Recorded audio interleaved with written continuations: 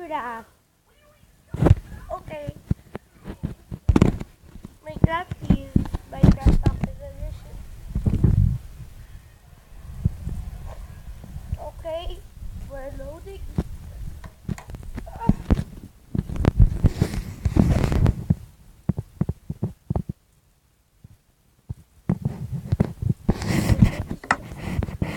Make it. Okay, let's try. Let's do.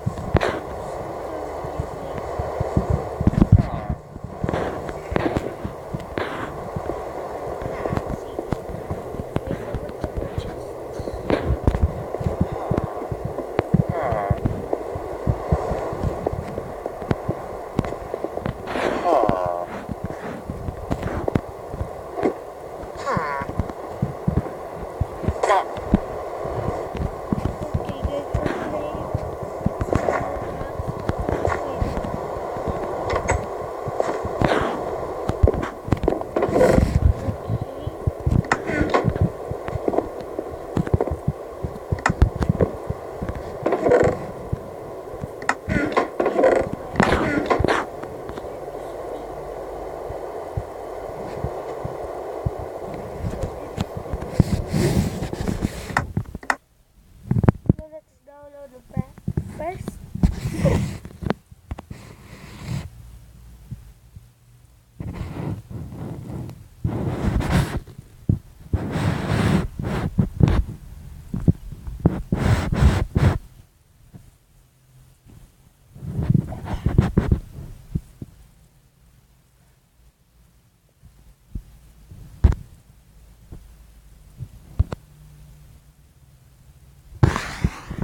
Okay, we're going to play Mario Gamer.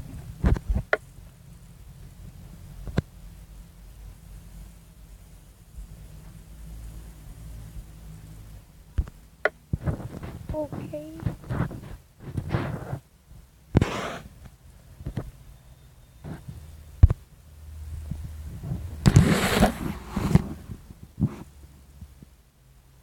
Okay, we're going back to Minecraft.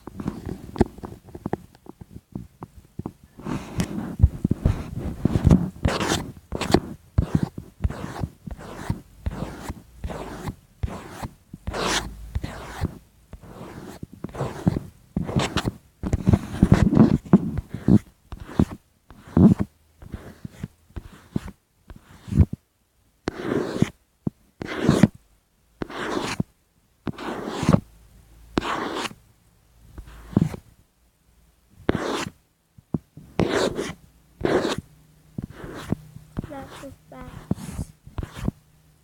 Okay.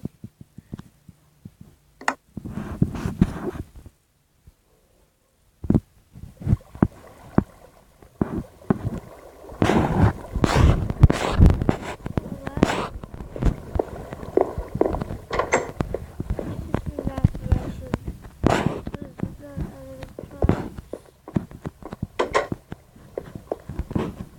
Content service. The map I downloaded.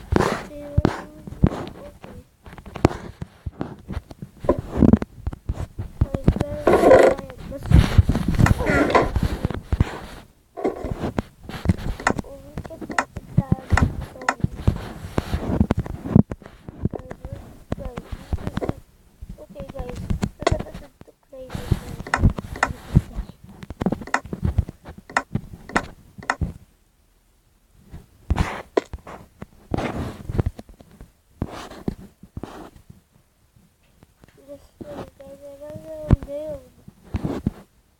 I don't know if it's going to be used like that. I don't know if it's going to be used like that. Just say bye bye.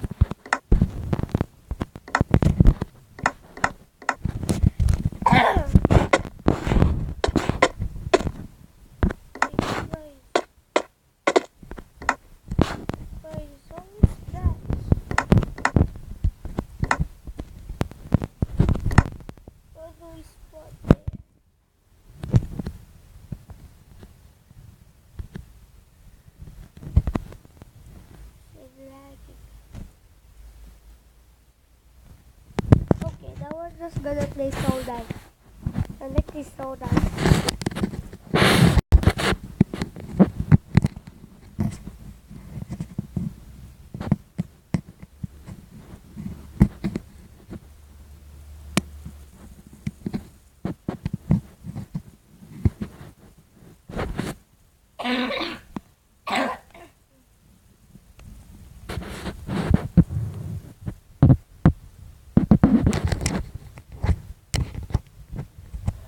Okay.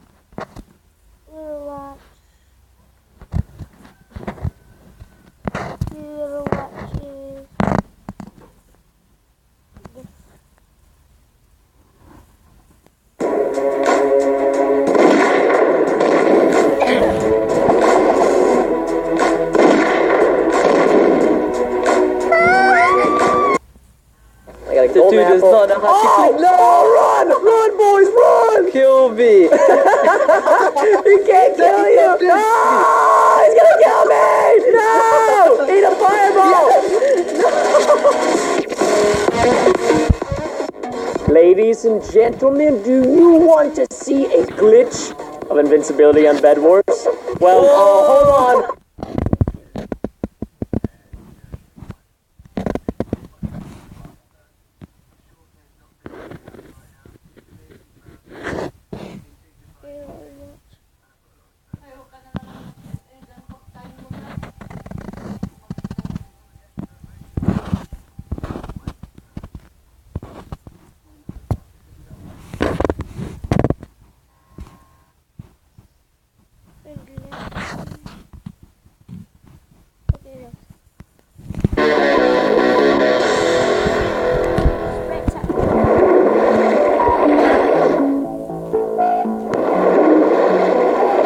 Okay, get ready to take some notes. Yep, important stuff here. 4 easy tips for survival at sea. Summer is approaching fast, and you probably can't wait to head to the sunny seaside. Or perhaps you already have a nice beach getaway planned.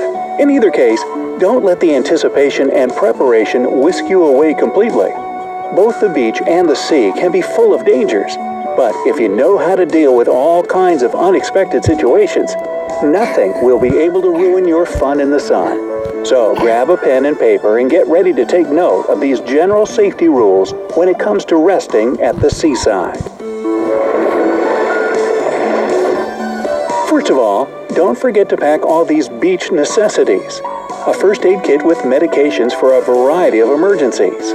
Prescriptions and devices like inhalers or EpiPens. Sunscreen with an SPF of at least 30. Coolers with ice, plenty of bottled water and drinks. Food, at least sandwiches, cookies, trail mix, fruit, or crackers.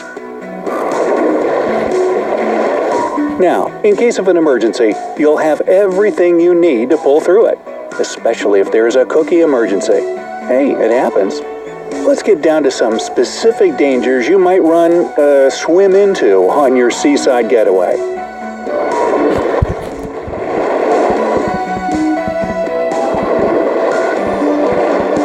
What to do if you've spotted a shark? Well, first and foremost, don't panic. I know, easier said than done, but maybe this surprising tidbit will calm your nerves. These predators' bad rap is a bit unsubstantiated. In fact, only a few people a year on the whole planet are killed by sharks. This means that, statistically, you have more chances of drowning somewhere near the beach, or even being struck by lightning, than becoming a victim of a shark attack. Nevertheless, knowing exactly what to do when meeting this carnivorous fish will lower your risks of being attacked or seriously injured. 1. Never go into the water if there's a posted warning on the beach. Be attentive, read all the information around you, and listen to what they say over the loudspeaker. 2. Don't swim at night or at dawn or dusk. This is when sharks hunt, so they're more aggressive than usual. Not to mention, when it's dark out, you have almost zero visibility, so it's pretty much impossible to see an approaching animal. Number 3. Swim only in clear and calm water. This way, you'll be able to spot danger from far away. Remember that sharks can rely on other senses besides vision, while you have only your eyes to depend on. Number 4, and very importantly, don't start singing the Jaws theme song. You know, bum, bum, bum, bum, bum, bum, bum, bum, bum, you know, like that. Anyways, some sharks like to show off to the other sharks and bite a tourist, and well, this just encourages them. Actually, I just made all that up. Sharks can't sing. Also, be careful what you wear. Sharks can negatively react to bright colors and shiny things because they look like the shark's usual prey of fish and seals. So, don't look like a seal. Avoid wearing bright swimsuits, especially yellow, and colorful swimming fins because a shark might mistake you for its lunch. And before you get in the water, Take off all your shiny jewelry and accessories, since these reflective and metallic things look just like shiny fish scales. Number 5. Don't splash or thrash around in the water too much. In a shark's brain, this sudden movement must be a wounded, defenseless animal. Again, that's an easy meal for them. Avoid sudden movements when you're swimming underwater too, because it might seem like you're in distress, or you might look like a seal. Number 6. If you've spotted a shark, stay calm and concentrate on getting away and out of the water. You need to do this quietly and quickly. Yeah, right. Number 7. Check for signs of aggression, indicating that the animal is about to attack. These include circling, arching the back, making sharp turns, or lowering the dorsal fin. If an attack seems inevitable, take a defensive position. Now, you might have heard that you should punch a shark in the nose to survive its attack. Although this is true, not many people have enough courage or strength to do this, especially underwater. In the extremely rare instance of a prolonged, deadly encounter, pull out these notes and study them thoroughly, and then determine the best course of action. Actually, if you take that much time, you'll be the main course for the shark. So, do this instead. Try to put a solid object between you and the animal. For example, a diving mask or a surfboard, or maybe your buddy over there. If there's nothing at hand, the best way to scare a shark away is to scratch at its eyes or gills. Don't stop fighting. This way, the shark will get the message that you're not worth all the trouble. Otherwise, you can always refer the shark toward that other guy to eat as a substitute.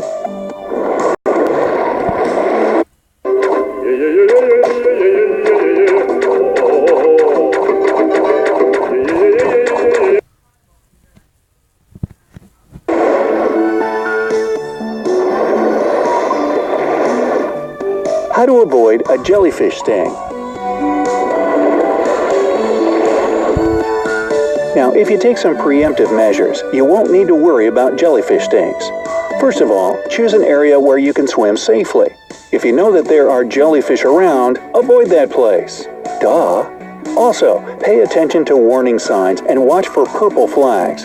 That's the international sign that you'll most likely encounter jellyfish in the water. If you see a jellyfish that's washed ashore, don't touch it. Even if the animal is dead, its tentacles are still poisonous and can sting. Ah, the gift that keeps on giving. Now, if you didn't manage to steer clear of jellyfish and got stung, don't panic. Their stings are rarely life-threatening. Sure, they hurt a lot and can cause a rash.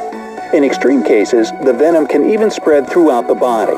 But if you react quickly and correctly, there won't be any dire consequences. Immediately call emergency services like 911 if the affected area is large. For example, your whole arm or your torso. If the jellyfish touched your face or genitals, or if you're having a bad allergic reaction.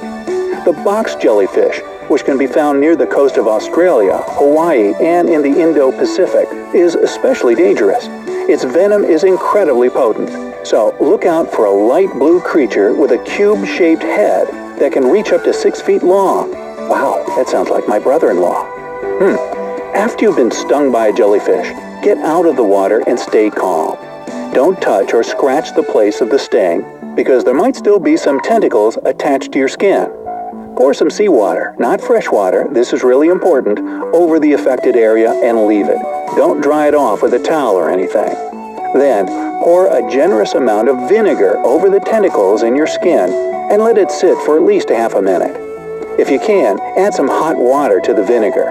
After that, scrape off the remaining tentacles with something plastic, like a credit card. To relieve the pain, submerge the injured part of your body in warm water at about 110 degrees Fahrenheit. Experts say the heat soothes the pain and deactivates the venom better than ice. As for the whole pee on a jellyfish sting tip, it's a myth, so don't do that. Nobody wants to see that.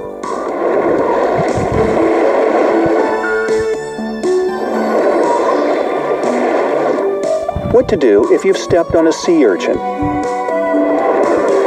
Stepping on a sea urchin while going for a nice, relaxing swim in the salty water is extremely common, and it can seriously ruin your vacation, since sea urchins are venomous and their stings require immediate treatment. First off, make sure you're not feeling any chest pain, nausea, or difficulty breathing. If you are, call emergency services. And if not, start by removing all the spines. They make puncture wounds and usually get stuck in the skin. Use tweezers to pull them out, especially if the ends of the spines are protruding. If they're not, you can use hot wax. Put it on the affected area, wait for it to dry, and pull it off. It'll take the spines with it. Once you're sure there are no spines left in your body, clean the wound with soap and water. You can also use hydrogen peroxide or betadine. Don't cover the wound with a bandage or tape, because any spines left over need some space to get out of your body. Put a light covering over the wound only before you go to bed. Otherwise, you might irritate it in your sleep.